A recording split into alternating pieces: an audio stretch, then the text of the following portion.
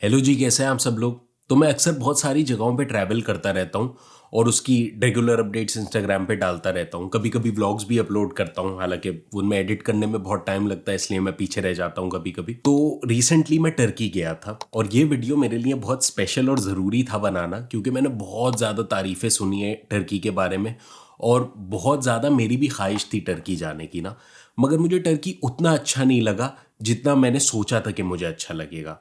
मैं पहले दो तीन चीज़ें क्लियर कर दूं। मैं यूरोप से गया था और मेरा माइंड सेट अब थोड़ा सा यूरोपियन बन चुका है, पिछले 10 साल से यहाँ पे रह रहा हूँ इसलिए। दूसरा, मुझे लगता था कि टर्की बहुत ज़्यादा सस्ता होगा क्योंकि वो यूरोप में नहीं आता है टेक्निकली, और यूरोप में आता भी है मगर वहाँ की करेंसी बहुत डिप्रिशिएटेड है। नंबर थ्री, कि अब शायद मैं फिनलैंड में इतने सालों से रह रहा हूँ तो मुझे बहुत कामनेस की एक आदत, एक पेशेंस लेवल और एक कामनेस लेवल आपका हो जाता है जब आप इतनी ज़्यादा एक सिक्लूडेड जगह पे रह रहे होते हो और अचानक से इतने रश में चले जाते हो। और हो सकता है आप लोगों में से बहुत सारे लोग टर्की गए हो और उनका बहुत अच्छा एक्सपीरियंस रहा हो, मगर मेरी कुछ चीज़ें जो मुझे वहाँ पे पसंद नहीं आई और जो कुछ चीज़ें मुझे वहाँ पे बहुत ज़्यादा पसंद आई वो मैं शेयर करता हूँ। सबसे पहले जो नहीं आई वो शेयर कर देता हूँ। सबसे पहले तो मैं सबीहा एयरपोर्ट पर लैंड करा और सभी एयरपोर्ट से बाहर निकला। वहाँ टैक्सी वाले लाइन से खड़े हुए होते हैं, आपने वो टैक्सी नहीं लेनी है, हवा बस पीछे ही सामने चल रही होती है, वो हवा बस लेनी है आपसे। वो 210 TLR लेगी, टर्किश लीरा लेगी, और वो बस आपको तकसीम स्क्वायर पे छोड़ देगी। तकसीम स्क्वायर वहाँ की नाइट लाइफ का हब है, तो बहुत ज़्यादा एक हैपनिंग जगह है, बहुत रश होता है, सारी रात खुला रहता है, आप कुछ भी खा सकते हो, कुछ भी पी सकते हो। पी सब कुछ नहीं सकते क्योंकि वहाँ पे बहुत ज़्यादा डिस्कोज वगैरह भी बने हुए हैं। मुझे समझ नहीं आया, मुसलमान मुल्क है मगर वो शायद सेक्युलर कंट्री है, इसकी वजह से वहाँ पे जो करना चाहे बंदा कर सकता है। इस्लाम फॉलो करना है इस्लाम फॉलो कर सकता है और नहीं करना है तो नहीं कर सकता है, मगर उन डिस्कोर्स में गलती से भी नहीं चले जाना। उसके बारे में मैं थोड़ी देर में आपको बताता हूँ क्यों। बहरहाल तकसीम स्क्वायर के पास ही मेरा एक होटल था, शेयर होटल नाम को, वो 5 स्टार होटल था। मैंने Booking.com से बुक करवाया था। हम 2-3 लोग गए थे एक एक्सपो पे 5 दिन के लिए टर्की। तो वो हमें पड़ा था तकरीबन 400-450 यूरो का होटल पड़ा था, तो इतना ज़्यादा महंगा नहीं पड़ा था। हम तीनों ने जब शेयर करा तो एक अच्छी अमाउंट बन गई थी। वो अफोर्डेबल होटल था मगर बहुत अच्छा होटल था। बहुत मतलब सस्ता मुझे लगा यूरोप के हिसाब से, क्योंकि अगर वही होटल हम यूरोप में वैसे ही एक होटल लेंगे तो वो हमें 1500-2000 यूरो का 5-6 नाइट्स का पड़ जाता। मेरे 5 दिन के स्टे में मैं सुबह बाहर निकलता था और रात में आता था घर पे। तो 2 दफ़ा ऐसा हुआ कि मैं शाम में जब घर आया नहाने वहाने को, पानी नहीं आ रहा था। मुझे ऐसा लगा मैं कराची पहुंच गया हूं कि पानी ही नहीं है घर में, टंकी पानी आने का इंतजार कर रहे हैं मोटर चलाने का। उनको कॉल करो, वो बोलते हैं आ जाएगा सर थोड़ी देर में। 15-15 मिनट करके उन्होंने तो 2-2 ढाई-ढाई घंटे लगा दिए। 5 स्टार होटल आपने पब्लिसाइज करा हुआ है, मार्केट किया हुआ है, और आपके पानी नहीं आ रहा तो 2-2 घंटे तक 2 दफ़ा पानी नहीं आया। शायद दिन में भी जाता होगा मगर दिन में मैं होटल में होता नहीं था। उसके बाद आप नेचुरली, जब मैं रात में पहुंचा तो मैं तकसीम स्क्वायर, मैंने अपना होटल पे बैग रखा और फिर मैं तकसीम स्क्वायर नीचे आ गया।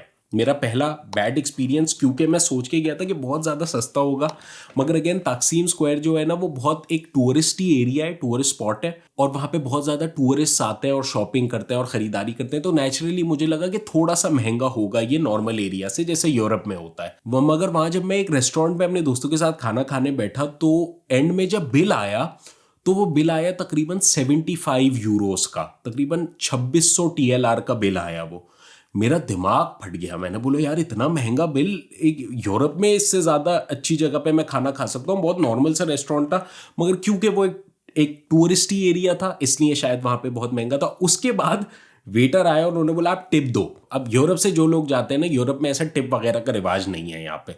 आप यहाँ पे ज़्यादातर, अगर फिनलैंड में इनफैक्ट अगर आप कभी कभी टिप दो ना तो वो बुरा मान जाते हैं, बोलते हैं नहीं हमें नहीं चाहिए आपसे टिप। तो अब मैंने बोला चलो यार 100 TLR, 100 TLR दोगे बस। उसने खुद ही 200 TLR डाले और 200-250 शायद TLR उसने टिप ले ली। मैंने बोला यार ये अजीब, बड़ी अजीब सी बात है, इसने ज़बरदस्ती टिप ले ली। बहरहाल कुछ नहीं होता, बहुत अच्छा खाना था, मगर वो मसाला बहुत कम डालते हैं और शायद कभी कभी नमक भी डालना भूल जाते हैं, मगर फिर भी उनके अपने टेस्ट के हिसाब से था, मुझे बड़ा पसंद आया।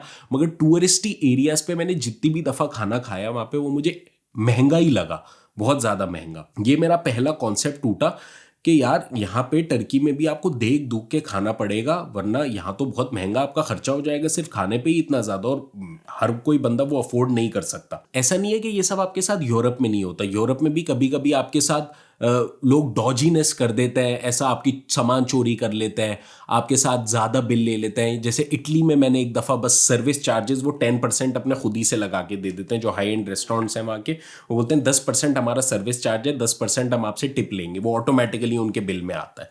मगर वहाँ पे थोड़ा सा मुझे अजीब लगा कि हर कोई वहाँ पे ज़्यादातर लोग टिप मांग रहे होते थे। दूसरी डॉजी हरकत जो मुझे वहाँ पे लगी ना, वहाँ बहुत सारे लोग जब टूरिस्ट को देखते हैं ना, तो वो उनसे ज़्यादा पैसे लेने की कोशिश करते हैं। मुझे नहीं पता क्यों ऐसा ना, उन्होंने बस पाकिस्तानी हो ना, जैसे मैं जहाँ भी जाता था ना, वो पूछते थे कहाँ से हो, मैं बोलता पाकिस्तान से, वो बोलते कैसे हो, 2 लफ्ज़ सीखे हुए थे उन्होंने, कैसे हो बोल के वो बिल बहुत ज़्यादा बताते थे, पैसे इतने ज़्यादा बताते थे कि आप अफोर्ड नहीं कर सकते। और मैंने वहाँ से इतना ज़्यादा कुछ नहीं खरीदा। वहाँ पे जब हम गए तो वहाँ एक पाकिस्तानी हमारे दोस्त थे, उन्होंने बोला भाई कोई मजाक में भी कोई आपसे जितना भी बोले ना, तो मेहमान हो, मेरी तरफ से गिफ्ट है, ये ले लो, ब्रेसलेट ले लो, कुछ भी ले लो, जूते पॉलिश करने वाले आपसे बोले कि हम आपके पॉलिश कर देते हैं, कोई मसला नहीं है, आप हमारे मेहमान हो, आप नहीं करवाना। उसके बाद क्योंकि वो कर तो देंगे या आपको वो दे तो देंगे, बोलेंगे अब मैंने तुम्हें गिफ्ट दिया, अब तुम मुझे गिफ्ट दो, 300 TLR दो, 500 TLR दो, 1000 TLR दो, और मेरे बच्चे बीमार हैं, बच्चे भूखे हैं, ऐसा बोलेंगे। तो ये आप लोग भी नहीं करिएगा। वहाँ इनफैक्ट वहाँ का एक बहुत मशहूर ये हरकत है कि वहाँ पे जूते पॉलिश करने वाले जूते पॉलिश का जो ब्रश होता है वो फेंकते हुए चले जाते हैं, और फिर आप नेचुरली उनसे बोलते हो यार ये आपका गिर गया है, तो वो बोलते हो अरे बड़ा शुक्रिया आप लोगों का, और वो उठाता है और फिर ज़बरदस्ती आपके जूते पॉलिश करता है, बोलता है मेरी तरफ से, मेरी तरफ से। अगर आपने साहब वो जूते पॉलिश करवा लिए ना, तो फिर वो आपसे बोलेगा अब मुझे दो 500 TLR, अब मुझे दो 300 TLR। आपका दिमाग ख़राब हो जाएगा यार, ये क्या हरकत है। तो मतलब थोड़ी सी ये डॉजी हरकतें मुझे वहाँ पे लगी। दूसरा कि वहाँ पे डिस्को क्या भी मैं थोड़ी देर पहले जिक्र कर रहा था, तो मेरे दोस्त जो वहाँ पे पाकिस्तानी थे, उन्होंने मुझे बताया कि साहब एक दफ़ा उनका दोस्त एक डिस्को में चला गया, और वो बाहर खड़े हुए होते हैं तकसीम स्क्वायर पे ना, बाहर ही वो लोग खड़े हुए होते हैं। वो आप जब गुजर रहे होगे ना, चलो चलो ऊपर चलो, डिस्को करो, पार्टी करो, सब कुछ करो। तो साहब अब मैं तो गया नहीं कभी डिस्को, ना मुझे इतना पता था उसके बारे में, मगर उन्होंने बोला उनका एक दोस्त एक दफ़ा डिस्को चला गया और उसको ज़बरदस्ती ले गए। साहब उन्होंने सारे उसके क्रेडिट कार्ड्स मैक्स आउट कर दिए, सारे उनके पास जो कैश थे वो ले लिए, और खूब उनको फिर मारा भी। मुझे समझ नहीं आया मारा क्यों। बहरहाल उसने फिर पुलिस बुलाई जब, तो पुलिस ने बोला कि देखो आप गए क्यों अंदर। उसने बोला यार ये लोग मुझे बोल रहे थे कि पार्टी करो पार्टी करो। तो बोलते देखो वो ठीक है, मगर इसने आपको टच नहीं करा, ये आपको लेकर गया, आप गए। अब अगर सपोज करो एक उनकी ड्रिंक का ग्लास 20 TLR का है और उन्होंने आपको 200 का बेचा, बेशक 2000 का बेचा, ये उसकी चीज़ है, वो जितने की भी बेचे, आपको चाहे वो बेच सकता है, आपको अंदर जाना नहीं चाहिए था। तो ये बात बिल्कुल मुझे ठीक लगी। तो ऐसी चीज़ों से कोई आपको फ्री में चीज़ दे तो उससे ज़रूर बचने की कोशिश करिएगा, क्योंकि बाद में वो अगर उसने आपसे बिल काट दिया, ऐसी बात नहीं है कि पुलिस मदद नहीं करती, पुलिस वहाँ की इंग्लिश बोलती है, क्योंकि वहाँ इंग्लिश का बहुत प्रॉब्लम है, कोई समझता नहीं है आपकी ज़बान ना। यही चीज़ मैंने फ्रांस और इटली में भी नोटिस करी थी कि खैर फ्रेंच और इटालियन लोगों को तो इंग्लिश आती है, वो जानबूझ के नहीं बोलते, मगर टर्किश लोगों को असली में इंग्लिश बोलने में प्रॉब्लम हो रही थी और वो नहीं बोल पा रहे थे, नहीं इतनी आती थी उन्हें। और टूरिस्ट के साथ वो ज़्यादातर करते हैं। अगर आपको टर्किश आती होती ना, मेरे जो फ्रेंड था वहाँ पे, उसको बहुत अच्छी टर्किश आती थी, वो पिछले 10-15 साल से वहीं रहता था, तो हमारे साथ ऐसा कुछ भी नहीं हुआ, और मैंने कोई टैक्सी वगैरह में बैठा भी नहीं। वहाँ पे ऊबर ऐप है, ऊबर मैंने डाउनलोड कर ली थी ज़्यादा, वरना मेरे दोस्त ने मुझे कार्ड दे दिया था, जो उनका ट्रैवलिंग पास होता है वो 130 TLR का बनता है, मगर वो मुझे फ्री में मिल गया था, और उस पर आप बैलेंस चार्ज करते जाओ। पर बस की राइड या ट्रेन की राइड, मेट्रो की राइड आपको 22 से 25 TLR की पड़ती है, जो कि बहुत सस्ता है, तो मैंने वही ज़्यादातर इस्तेमाल किया। मगर अगर आप कभी फ्यूचर में टर्की जाओ और आपके साथ कोई ऐसे अनजस्ट अमाउंट चार्ज करना चाहे कि आपके जूते पॉलिश कर रहा है और फिर आपसे तकाजा कर रहे हैं, आपको कोई गिफ्ट दे रहा है और आपसे बहुत ज़्यादा पैसे का तकाजा कर रहे हैं, ऊबर वाला या टैक्सी वाला आपसे बहुत ज़्यादा पैसे मांग रहा है जो कि प्री डिटर्मिन्ड अमाउंट नहीं थी, तो आप उनकी जो पुलिस है, उनकी टूरिस्ट पुलिस बिल्कुल अलग ही है, आप उसको फ़ौरन फ़ोन करके बुलाओ, वो आपकी बहुत ज़्यादा मदद करती है। और पुलिस जो है ना, वहाँ की टूरिस्ट पुलिस, वो अंग्रेज़ी भी बोलते हैं। तकरीबन सारे जितने उससे भी मैंने बातें करी, वो सारे अंग्रेज़ी बोल रहे थे, और वो बहुत ज़्यादा आपकी मदद करने की कोशिश करते हैं, और वो फिर आपका साथ देते हैं। ऐसी बात नहीं है कि टूरिस्ट पुलिस साथ नहीं देती, टूरिस्ट पुलिस टूरिस्ट का बहुत ज़्यादा साथ देती है, और वो टैक्सी वाले को ही बोलेगी उल्टा कि जितना मीटर में अमाउंट है आप उतनी ही लो, उससे ज़्यादा नहीं लो। खैर ये हुआ। उसके बाद सुबह वहाँ पे एक बहुत फेमस इलाका है एमिनोनू और सुल्तान अहमद करके ना, बहुत ज़्यादा फेमस जितनी भी मस्जिदें हैं जो आप वीडियोस में देखते हो, जिनसे मैं भी फैसिनेट होकर वहाँ पे गया था, वो हाया सोफिया मॉस्क और सुल्तान अहमद मॉस्क। आप एमिनोनू पे ट्रेन पकड़ के या बस पकड़ के जाओगे, वही कार्ड चार्ज करके या ऊबर में जैसे भी, और फिर एमिनूनू से एक छोटी सी वॉक है, बड़ी खूबसूरत सी वहाँ पे बिल्डिंग है, बहुत साफ़ सुथरा इमारतें हैं। आप कुछ रास्ते से सड़क पे ठेले लगे हुए होते हैं, वो ख़रीदते हुए खाते पीते हुए जाओ, बहुत सस्ता सस्ता लगता है वो चीज़ें आपको। और फिर जब आप हाया सोफिया पे मैं जब पहुंचा, मेरा बड़ा दिल था हाया सोफिया के अंदर जाने का ना, तो वहाँ बहुत लंबी एक लाइन लगी हुई थी, क्योंकि उन्होंने अब उसको एक म्यूजियम बना दिया है और टिकट खरीदना पड़ता है आपको वो देखने के लिए ना। हालांकि वो है मस्जिद ही, मगर उन्होंने उसका शायद एक पार्ट म्यूजियम का बना दिया। अब मैं दुनिया के बेस्ट म्यूजियम्स में जा चुका हूँ। The one of the example being the Louvre जो पेरिस में है, जहाँ पे मोनालिसा की पेंटिंग है, वो दुनिया का बेस्ट आर्ट म्यूजियम है। लाइन में लग के मैं जब एंड में पहुंचा, मेरे काउंटर पे काफ़ी देर बाद बारी आई, उन्होंने बोला कि जी 48 यूरोस का टिकट है। मेरा दिमाग फट गया ये बात सुन के। मैंने बोला यार 25 यूरो का होना चाहिए ना टिकट तो। उन्होंने बोला हाँ 25 यूरो वाला टिकट भी है, मगर वो आप ऊपर हाया सोफिया की एक बैल्कनी में जाओगे, वहाँ देखोगे हाया सोफिया, और फिर 15 मिनट में बाहर निकल आओगे। 15 मिनट का वो टूर है छोटा सा, जो आप खुद ही से लोगे, कोई टूर गाइड नहीं होता है। और अगर आपको पूरा कंप्लीट म्यूजियम वगैरह भी देखना है तो 50 यूरो का टिकट लगेगा।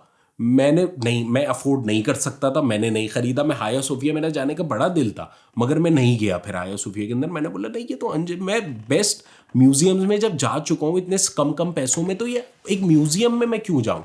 ये बात मुझे यूरोपियंस के बारे में ना बहुत अच्छी लगी, और यहाँ मेरा यूरोपियन माइंडसेट ट्रिगर किया कि इसलिए शायद यूरोपियंस इतना आगे है कि यहाँ पे ना इतनी ज़्यादा टिकट होते ही नहीं, और स्टूडेंट्स के लिए इतना फ्री होता है सब कुछ, इतना आसाइश है वो आप लोगों को देते हैं बहुत कम कम कि इनके कल्चर के बारे में लोग सीखें और इनके बारे में लोग सीखें और लोग नॉलेज लें। बहरहाल सुल्तान अहमद के जो इलाका है, आमने सामने दोनों मस्जिदें हैं। वो जो बड़ी फेमस मस्जिद है, एक हाया सोफिया है, उसके बिल्कुल सामने सुल्तान अहमद है। नमाज का टाइम हो रहा था, मैंने सोचा चलो मैं नहीं गया अंदर, because I can not afford it. 48 euros is too much for me. मैं बाहर आया, मैंने बोला मैं नमाज ही पढ़ लेता हूँ। हाया सोफिया है तो मस्जिद ही, नमाज का तो कोई इलाका होगा। तो भाई वहाँ पे एक लाइन लगी हुई थी, वहाँ सब लोग नमाज पढ़ने अंदर जा रहे थे, मैं भी उस लाइन में लग गया। एंड में जब मैं लाइन में पहुंचा तो साहब वहाँ पे लिखा हुआ था कि this is only for Turkish citizen. सिर्फ टर्किश सिटीजंस हाया सोफिया में नमाज पढ़ सकते हैं। अगर किसी और ने पढ़नी है तो वो हाया सोफिया में नमाज नहीं पढ़ सकता, वो टिकट लेके अंदर जाए। मुझे बीइंग अ मुस्लिम मुझे ये बात सही नहीं लगी। मैंने बोला यार ऐसा क्यों। ठीक है, मुझे समझ आ रहा है कि आप पैसे ले रहे हो म्यूजियम जाने के, लोगों की चॉइस है, कोई जाएगा कोई नहीं जाएगा, मगर आप नमाज पढ़ने के लिए। बहरहाल बिल्कुल सामने हाया सोफिया के सुल्तान अहमद मॉस्क है। और मैं आप लोगों को एक और बात बता दूं कि जितनी भी मस्जिद हैं, 2-3 मस्जिद देखने के बाद ना आप बोलोगे ये तो सारी ही एक जैसी मस्जिद हैं। ऐसा नहीं है कि हाया सोफिया कोई बहुत सुप्रीम मस्जिद है और सुल्तान अहमद बहुत। ताकसीम स्क्वायर पे जो मस्जिद है वो भी इक्वली बहुत अच्छी है, सेम ही आर्किटेक्चर पे बनी हुई है। वो जो उनके प्रेसिडेंट ने एक दूर इलाके में एक बहुत अच्छी मस्जिद बनवाई हुई है, वो एशियन साइड पे, वो भी सेम बहुत अच्छी अच्छी मस्जिदें बनी है, मगर सारी सेम आर्किटेक्चर की, सब अंदर से सेम ही दिखती है। बहरहाल I walk to Sultan Ahmed Mosque, और फिर मैं उसके अंदर गया। उसमें कोई टिकट नहीं था, मैंने अंदर से देखी, और सच में बहुत ही ज़्यादा खूबसूरत मस्जिद है, अंदर से भी और बाहर से भी। आपको देख के आप थोड़ी देर के लिए सामने बैठ जाते हो और बोलते हो कि ये नहीं यार बहुत खूबसूरत है। तो मैंने वहाँ नमाज वगैरह पढ़ी और फिर मैं बाहर आया। हमारा सेकंड इरादा था कि टॉप कापी पैलेस भी, वहाँ पे एक टॉप कापी पैलेस, वो भी एक रिलीजियस उन्होंने म्यूजियम टाइप बनाया हुआ है पुराने ज़माने का, तो उसमें चलता है। वहाँ गया, वहाँ भी सेम स्टोरी, इतना महंगा टिकट, तकरीबन 40-50 यूरो का वहाँ का भी टिकट था, और 1 घंटे का आप विजिट है, 1 घंटे में ही आप फारिग हो जाओगे। तो मैं वहाँ भी नहीं गया। मैंने बोला नहीं यार ये तो बहुत महंगा है। तो मेरा पूरा भरम टूट गया कि नहीं यार सस्ता होगा टर्की। असल में वहाँ पे टूरिस्ट इतने ज़्यादा जाते हैं और यूरोपियन ज़्यादातर जाते हैं, क्योंकि यूरोप के पास लगता है टर्की, तो उन्होंने हर चीज़ यूरोपियंस के हिसाब से और महंगी करी हुई है कि ये तो टूरिस्ट है, और जब टूरिज्म पे बंदा आता है वो तो पैसे खर्च करता ही है, और इनके लिए मस्जिदें देखना बहुत ज़्यादा फैसिनेशन होगा, क्योंकि इनके यहाँ तो चर्चेज़ हैं। अब मैं आपको बताता हूँ, मैं पेरिस गया था, पेरिस की वीडियो में मैं एक बहुत सेंट कैथीड्रल चर्च गया था, इंतहाई खूबसूरत, फ्री एंट्री है। यहाँ पे वाइट चर्च है हेलसिंकी में, फ्री एंट्री है, मतलब आधे से ज़्यादा चर्चेस सारे फ्री हैं। इटली में मैंने देखा कि हर चीज़ पे थोड़े थोड़े उन्होंने फीसें लगाई हुई हैं यूरोज में, मगर वो भी इतनी ज़्यादा नहीं थी जितनी यहाँ पे थी। उसके बाद मेरा नेक्स्ट डेस्टिनेशन थी कि चलो अब इन दोनों जगहों पे नहीं जा सके, गलाटा टावर ही चलते हैं। गलाटा टावर ऐसा है जैसे कि मैं सेंट ओलाफ चर्च गया था एस्टोनिया में, तो वहाँ ऊपर आप सीढ़ियाँ चढ़ते चढ़ते टावर के ऊपर जाते हो और ऊपर से आपको पूरा टालिन नज़र आता है एस्टोनिया ना। तो वही गलाटा टावर की भी कहानी है। आप वो एक बड़ा अच्छा सा खूबसूरत सा उन्होंने इलाका बनाया हुआ है, कैफेज वगैरह हैं, वहाँ पे आप जाते हो, गलाटा टावर का टिकट खरीदना है, ऊपर जाना है और पूरा आपको इस्तांबुल नजर आएगा। वहाँ पे जाने के बाद साहब मैंने देखा कि वहाँ भी 35 यूरोस का टिकट, ऊपर जाके यार ऊपर जाओगे देख लोगे, ज़्यादा से ज़्यादा फोटो खींच लोगे, इससे 35 यूरोस। भाई टर्की ऐसे बना हुआ है ऊपर नीचे पहाड़ियों पे ना, तो आप हर जब बस में बैठते हो ना, मैं तो पब्लिक ट्रांसपोर्ट ही इस्तेमाल करी, जब आप बस में बैठते हो आपको ऊपर नीचे वो इतना हो रही होती है, नज़र आ ही जाता है पूरा टर्की। तो भाई मैंने तो वो नहीं किया। तो भाई एंड में गलाटा टावर का भी मेरा प्लान हो गया कैंसिल। मैंने बोला नहीं भाई यहाँ भी मैं नहीं जा सकता। तो मुझे लगा यूरोपियन साइड पे इतने ज़्यादा टूरिस्ट थे और इतना ज़्यादा रश और हल्ला गुल्ला था कि वहाँ पे सारे टूरिस्टी एरियाज पे बहुत ज़्यादा महंगी थी चीज़ें, तो वो मुझे बिल्कुल भी नहीं समझ आया। और अगर आप एशियन साइड पे चले जाओ, बस एक फेरी लेनी है आपने और फेरी आपको एशियन साइड पे भी ले जाएगी, तो उसके लिए कोई अलग से वीज़ा नहीं चाहिए बाय द वे, आप वैसे ही जा सकते हो। तो आप अगर एशियन साइड पे चले जाओ वहाँ फिर भी आपको ठेले नज़र आएंगे, बिल्डिंग्स नज़र आएंगी, वहाँ इतनी ज़्यादा घूमने की जगह नहीं है जितनी यहाँ सुल्तान अहमद, एमिनोनो, ताकसिम स्क्वायर वगैरह पे है। मगर फिर भी वो बहुत एक कामनेस, वहाँ के लोग मुझे ज़्यादा बेहतर लगे। वहाँ के लोग, मेरा गला बहुत ज़्यादा ख़राब हो गया था वहाँ पे। एक फार्मेसी में गया, वो अंग्रेज़ी बोल रहा था हाँ तुम ठीक हो, अच्छा लग रहा है तुम्हें। मैंने उसे भी ये सारी अपनी दुख भरी दास्तान सुनाई। उसने बोला हाँ यहाँ पे टूरिस्ट असल में बहुत ज़्यादा आते हैं इसलिए हो रहा है। खैर मैंने वहाँ से खरीदी, बड़े खुश मिजाजी से वो लोग बात कर रहे थे और वहाँ पे मुझे बहुत कुछ सस्ता भी लगा। दूसरे दिन मेरा वहाँ की मार्केट्स, बहुत फेमस मार्केट्स थी, वो घूमने का इरादा हुआ। तो वहाँ की बहुत ज़्यादा 2 फेमस मार्केट्स हैं, एक है ग्रैंड बाज़ार और एक है इजिप्शियन मार्केट। इन 2 मार्केट्स पे मैं घूमा। तो ग्रैंड बाज़ार तो साहब जब आप जाएँ ना तो बस वॉलेट नहीं साथ लेकर जाना, ठीक है, बस जाना, देखना और वापस आ जाना। क्योंकि वहाँ पे अच्छा ग्रैंड बाजार में फर्स्ट कॉपीज मिलती हैं चीज़ों की ना, जैसे एलवी के बैग और ज़्यादातर लेडीज़ का सामान। लेडीज़ को एक तो शौक होता है ना ये सारी चीज़ें खरीदने का। वो इतनी महंगी महंगी चीज़ें थी, मुझे एक तो समझ नहीं आता यार, आप जब नहीं अफोर्ड कर सकते एक एलवी का या गुची का और पता नहीं क्या प्राडा व्राडा का बैग खरीदना, तो आप नहीं खरीदो, आप नॉर्मल बैग खरीद लो। नहीं, फर्स्ट कॉपी खरीदना है। अच्छा अब उनकी मार्केटिंग स्कीम ये है कि आप ग्रैंड बाजार के अंदर गए, आप पूछोगे साहब ये कितने का है। एक दुकान से मैंने पूछ लिया, बोलता है ये एलवी का बैग है और ये है 6000 टर्किश लीरा का। मेरा दिमाग फट गया, मैंने बोला यार इतना महंगा बैग। बोलता है अच्छा उनकी मार्केटिंग स्कीम ये है कि वो साथ में बताते कि यार असली में ये 60,000 का है। मैंने बोला यार मैं तो 60,000 का भी नहीं खरीदने वाला था, मैं 6,000 का भी कौन खरीदता होगा, मतलब फर्स्ट कॉपी आप क्यों खरीदोगे ऐसा बैग ना। तो बहरहाल आप ग्रैंड बाजार कोई चीज़ अपने खरीदारी की सोच से नहीं, घूमने फिरने के लिए बहुत खूबसूरत उन्होंने बाजार बनाया हुआ है, गोल्ड और ये और वो लटरम पटरम सब मिलता है वहाँ पे। उसके बाद वहाँ से आप बाहर निकलते हो तो आप जाते हो इजिप्शियन बाजार। इजिप्शियन मार्केट मुझे असली में बहुत ज़्यादा अच्छी लगी। वो है हमारे कराची के सदर की तरह, बहुत ज़्यादा खूबसूरत जगह है। एक तो साफ़ सुथरी थी ना जब हर चीज़, तो आपको हर चीज़ ऑटोमेटिकली, अपना सदर भी साफ़ सुथरा हो जाए ना तो बड़ा ही खूबसूरत लगे। तो ऐसा था जैसे वहाँ पे बिल्डिंगें बनी थी जैसे हम अपने लाहौर में घूम रहे हैं, अपने कराची में घूम रहे हैं, वैसी बिल्डिंगें बनी हुई थी, बस साफ़ सुथरा बहुत ज़्यादा था।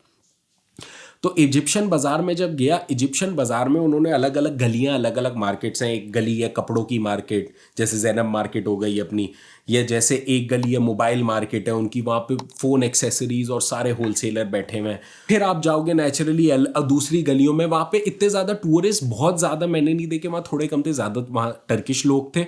और फिर वहाँ ज़ाहिर टर्किश लोगों के हिसाब के दाम थोड़े कम थे, प्राइसेस थोड़ी कम थी चीज़ों की। मगर आप अगर उसी इजिप्शियन मार्केट में खाने पीने की साइड पे चले जाओ तो वो अगेन बहुत महंगी थी। वहाँ का टर्किश बकलावा, वहाँ की मिठाई होती है, बहुत ज़्यादा मशहूर है। तो मैंने सोचा यार लेके जाता हूँ अपने हेलसिंकी दोबारा से ना ये। तो वहाँ पे जब मैंने बकलावा का प्राइस पूछा तो वो बोल रहा है 600 TLR पर किलो। ये तो बहुत ही महंगा। मैंने बोला यार 600 TLR पर किलो बकलावा, ऐसा क्या बेच रहे हो सोना लगा के। और वहाँ लोकुम उनका बड़ा, मैं लाया भी हूँ ये, यहाँ वहाँ पे कैंडीज मिल रही होती हैं और ये लोकुम उनकी बहुत फेमस मिठाई है। लोकुम मुझे बड़ी पसंद थी तो मैं ख़रीद के लाया। ये है उनकी लोकुम मिठाई, बड़ी फेमस। तो खैर ये मैंने सारी मगर इजिप्शियन मार्केट से नहीं खरीदी। वहाँ मेरा अगेन पाकिस्तानी दोस्त था तो उसने मुझे बोला कि यार आप यहाँ से नहीं खरीदो, एशियन साइड लेके गया वो मुझे। एशियन साइड में मैंने 150 यूरो किलो का बकलावा ख़रीदा और वो भी बड़ा अच्छा। ज़ाहिर है 19-20 का फ़र्क होगा, जैसे कराची में हम लोग करते रहते हैं इस दुकान का अच्छा उस दुकान का, 19-20 का फ़र्क ही होता है। तो वहाँ बड़ा अच्छा वो बकलावा था, अच्छे सच में, मगर मुझे 3 गुना कम प्राइस में मिला वो। और ये लोकुम और ये जो कैंडीज, टर्किश डिलाइट्स वगैरह, वहाँ बिम और मकबूल नाम की सुपरमार्केट्स थी इजिप्शियन बाजार में या टूरिस्टी एरियाज में, वो 300-350 TLR पर किलो की मिल रही थी, और बिम और मकबूल पे वो सिर्फ 80 TLR, 90 TLR पर किलो। तो 3 गुना का फर्क है, 3 गुना ज़्यादा एक्स्ट्रा प्राइस ये लोग चार्ज करते हैं आपसे। बहरहाल उनकी चीज़ है, वो उनका मसला नहीं है मुझे, मगर आपको पता होना चाहिए कि क्या सस्ती चीज़ कहाँ से मिलती है। पहले बहुत सारी वीडियोस देख के जाना आप लोग, वरना आप लोग को भी मेरी तरह एक शौक लगेगा और महंगी लगेगी। इनफैक्ट मैं अपने होटल में नीचे गया और वहाँ पे बाल काट रही थी आंटी ना, तो होटल के अंदर ही एक हेयर सलून उन्होंने बनाया हुआ था, स्पा वगैरह का ना। तो मैंने बोला मैंने बाल कटवाने कितने के हैं, उन्होंने बोला 300 लूँगी। अब मैंने बोला यार 300 यूरो तकरीबन 8-10 यूरो बनते हैं, तो मुझे, मैंने बोला इतने के तो मैं हेलसिंकी में भी कटवा लूँगा, तो मुझे तो नहीं, मुझे लगा थोड़े सस्ते होंगे। मगर मैं एक दिन एमिनोनू से वापस आ रहा था वो मॉस वगैरह देख के, और जब मैं वापस आ रहा था तो बस ने मुझे थोड़ा दूर उतारा होटल से, मैं गलियों के रास्ते से अंदर गया ना, उस गली में गुजर के ऐसा लगा मैं नाजमाबाद में चल रहा हूँ, एग्जैक्ट वही बिल्डिंग। अब वही गली में एक मैं गुजर रहा था तो मुझे बाल कटवाने वाली दुकान दिख गई। मैंने बोला यार इससे भी पूछ ही लेता हूँ, बिल्कुल पाकिस्तान स्टाइल की वो दुकान थी। और वहाँ मैं अंदर घुसा, उसको ज़ाहिर है टर्किश नहीं आती, तो मैंने बोला कितने के, उसने मोबाइल पे लिख के बताया 150 लीरा के सिर्फ वो बाल काटेगा मेरे। मैं बड़ा खुश हुआ, मैंने बोला यार हाँ काट दो 150 लीरा के। मैं फ़ौरन कुर्सी पे बैठा, उसने बड़े अच्छे से बाल काटे, और मैंने उसको खुशी में मैंने बोला यार चलो तुम 200 लीरा ले लो। पहला बंदा है जिसने मुझे बहुत ओवर एग्जैजरेटेड प्राइस अकेले में नहीं बताया, क्योंकि मैं उस टाइम अकेले था। तो वो जाहिर है टूरिस्ट देख के वो कह सकता था कि 300 लूंगा, फिर मेरा माइंडसेट ही ऐसा हो जाता कि शायद यहाँ पे 300 ही लेते होंगे। मैंने अगले दिन अपने जब दोस्त को ये बात बताई तो उसने बोला यार तुमने तो बड़े ही सस्ते बाल कटा लिए, 150 के तो बहुत सस्ते थे। तो मैं भी 200 के नॉर्मली यहाँ पे कटवाता हूँ। मैंने बोला भाई मैंने 200 ही दिए। और जब भी आप यूरोपियन साइड से एशियन साइड पे जाएं तो आप फेरी से ही जाएगा, फेरी से बहुत ज़्यादा खूबसूरत व्यू नज़र आता है, एक ये। और दूसरा आपको बॉस्फोरस टूर भी नहीं लेना पड़ेगा। बॉस्फोरस टूर वहाँ का एक सी है जिससे एशियन और यूरोपियन साइड मिलती है, तो वहाँ पे वो फेरी लेकर जाती है। उसका मिनिमम 6 यूरो किराया, उसमें कुछ भी नहीं मिलता आपको, बस आपको टूर दिखा के ले आते हैं। और वैसे 30-35-50 यूरो का भी है जिसमें वो आपको खाना भी देते हैं और पार्टी कराते हैं और पता नहीं क्या क्या खाना खिलाते हैं, बिस्किट्स देते हैं, चाय देते हैं, सब कुछ देते हैं। तो वो वाली मैंने नहीं, मैंने अपने दोस्त से बोला यार बॉस्फोरस टूर बड़ा मशहूर है, ये दिलवा दो। तो मैंने बोला 6 यूरो का ये तो ले ही सकते हैं। उसने बोला मैं तुम्हें लेके जाता हूँ फ्री में। तो उसने मुझे फेरी में बिठाया, उसने फेरी में बिठा गया, उसने वो आगे तक फेरी लेकर गई। उसने बोला बस देखो वो जो पॉइंट नज़र आ रहा है ना, वो बॉस्फोरस ब्रिज रहा, वहाँ तक वो लेकर जाएगी, वो हमें यहीं से दिख रहा है, मैं तुम्हें पैदल लेके जाके वो दिखा दूंगा। तो मैंने बोला ठीक है। उसने पैदल लेके जाके दिखाया। मैंने अपना बॉस्फोरस टूर भी 25 TLR में कर लिया, क्योंकि मेरे पास फेरी की वही अगेन कार्ड था मेरे पास। तो ये सारी चीज़ें बड़ी अच्छी थी। बस थोड़ा सा वहाँ पे आप लोगों के डॉजी बिहेवियर से बच के रहना वहाँ, क्योंकि मैंने आपको जैसे कि बताया वो बस आपसे बिजनेस करना चाह रहे होते हैं बहुत सारे लोग ना यूरोपियन साइड पे। जैसे मैंने इजिप्शियन मार्केट का बताया, टैक्सी वालों को बताया, तो बिजनेस नहीं करने देना, आपके पास खुद भी अकल होनी चाहिए। तो ऐसा लोग बहुत ज़्यादा, आपको बच बचा के अगर चलोगे तो बिल्कुल ठीक है, बहुत अच्छा मुल्क है। आप वहाँ जाना, खूब खाना खाना, एक दफ़ा तो ज़रूर जाना, मगर सिर्फ इस्तांबुल नहीं जाना, और भी कैपाडोकिया और अंकारा वगैरह भी जाना। मैं बहुत कम दिनों के लिए गया था और एक स्पेशल पर्पस के लिए गया था, इसलिए मैं इतना ज़्यादा घूम नहीं सका, प्लस मैं वहाँ बीमार भी पड़ गया था। तो मुझे बहुत ज़्यादा अच्छा नहीं लगा टर्की, क्योंकि इस सारी वाइब की वजह से मुझे बिल्कुल अच्छा नहीं लगा। अगेन क्योंकि शायद मैं यूरोप से वहाँ पे गया था, और वहाँ का मुझे इतना ज़्यादा रश और क्राउड्स और लोगों का ये डॉजीनेस मुझे इतनी अच्छी नहीं लगी। और तीसरी बात, टर्की सिर्फ टूरिस्ट के लिए नहीं, वहाँ पे जो लोग रह रहे हैं ना उनके लिए भी महंगा हो गया है। क्योंकि मेरी वहाँ पे बहुत ज़्यादा स्टूडेंट्स से मुलाकात हुई, तो कुछ स्टूडेंट्स मुझे बोल रहे थे कि मिनाल भाई यहाँ पे हमारा 500 यूरो कमरे का किराया है। मैं परेशान हो गया, मैंने बोला यार जर्मनी में इससे सस्ता किराया मिल जाएगा। तो 500 यूरो यहाँ बोलते हैं, बस यहाँ यूनिवर्सिटी की भी फीसें बढ़ गई हैं और किराए भी ज़्यादा हो गए हैं और यहाँ महंगाई भी बढ़ गई है, मगर बच्चे फिर भी यहाँ इसलिए आते हैं कि यहाँ आएंगे 6-8 महीने रहेंगे और उसके बाद यूरोप निकल जाएंगे। क्योंकि ये टर्किश लोगों को भी पता है कि यहाँ लोग बस अपना टाइम पास करने के लिए आते हैं और उसके बाद यूरोप निकल जाते हैं वीज़ा लगवा के। तो बच्चों ने बोला कि हाँ बस 6-8 महीने बर्दाश्त कर लेंगे और उसके बाद तो हमने यूरोप ही निकलना है। तो ये वहाँ महंगाई काफ़ी ज़्यादा, मगर उसके साथ साथ सस्ती महंगाई टूरिस्ट के लिए मुझे ज़्यादा लगी। और जो लोग टर्किश बोलते हैं ना उन लोग के साथ तो वो बिल्कुल सही चलते हैं, बोलते हैं हाँ ठीक है इतने कम ही पैसे लेंगे। चाय बड़ी अच्छी लगी मुझे वहाँ की, खाने बड़े अच्छे लगे। ये सारी मेरी दास्तान थी जो मैंने आप लोगों को सुना दी है। जो बातें भी मैंने इस वीडियो में बताई हैं वो मेरा पर्सनल एक्सपीरियंस था और मेरे साथ जो जो हुआ, हो सकता है आप लोगों में से बहुत सारे लोग गए, कमेंट्स में मुझे बताना अगर आप लोगों के साथ कुछ ऐसा उल्टा सीधा हो या आप लोगों को जो बात वहाँ की अच्छी लगी हो कि अगर मैं शायद कभी फ्यूचर में वहाँ जाऊँ तो मैं वो कर लूँ और सस्ते में कर लूँ, तो वो बताना।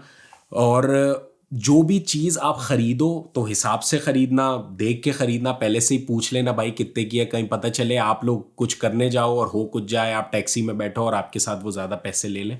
तो इन सारी चीज़ों से पहले से ही एक बंदा कमिटमेंट कर ले कि यार इतने पैसे का है, ठीक है इतने पैसे आप दो और बाहर निकल जाओ। वरना ऊबर वगैरह डाउनलोड कर लेना अगर आपके पास ज़्यादा पैसे हैं और आप पब्लिक ट्रांसपोर्ट, मुझे पब्लिक ट्रांसपोर्ट इस्तेमाल करना बहुत पसंद है इसलिए मैंने पब्लिक ट्रांसपोर्ट, उससे लोगों से मिलते हो, आप देखते हो कैसे सिस्टम चलता है, तो ये सारा अच्छा है। बड़ा अपग्रेडेड वर्जन है पाकिस्तान का वो, मुझे ऐसा लगा। आई होप मैं आप लोगों को अपना ओपिनियन शेयर कर पाया और मैसेज कन्वे कर पाया हूँ। अगेन ये सारा मेरा ओपिनियन था। अगर अभी तक आप लोग ये वीडियो देख रहे हो ना तो प्लीज़ लाइक कर दो ये वीडियो। अगर आप लाइक करोगे ना तो बहुत सारे लोग ये वीडियोस देख पाएंगे। और सब्सक्राइब कर देना। अगर आप लोग मुझसे रब्ता करना चाहते हो तो ये लिंक्स के थ्रू आप मुझसे रब्ता कर लीजिएगा। तो आई सपोज आज के लिए इतना ही, फिर कल मिलते हैं ना। Peace out.